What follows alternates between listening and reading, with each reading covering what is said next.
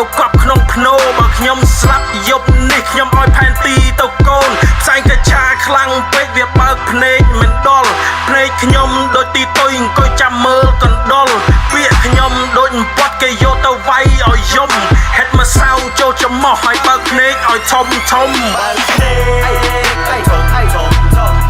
បើកភ្នែកធំហើយរត់ចាំស្ដាចាំស្ដាចាំស្ដាចាំស្ដា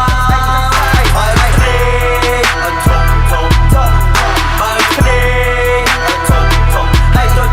ចាំស្ដាចាំស្ដាចាំស្ដា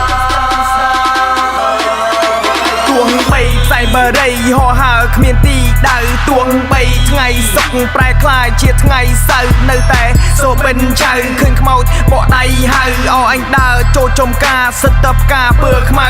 កក់ក្ដៅគ្នាមកវងអង្គុយហាន់បូផាពិសេសដៃឆ្វេងអញកាន់អំពងដៃស្ដាំអញកាន់ដៃកេះបើលើងងកុំធ្វើចេះប្រយ័ត្នគ្នាអញសំលេះថាឯងប៉ូលីសសម្ងាត់រោងកាត់ business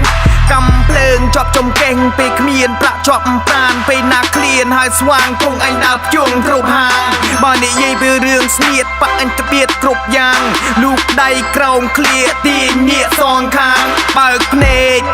តោះចេះលួនវាដូចសត្វពស់កុំឲ្យច្បាប់ចាប់យើងបានណាប្រយ័ត្នទេកប់យើងទាំងរស់បើកភ្នែក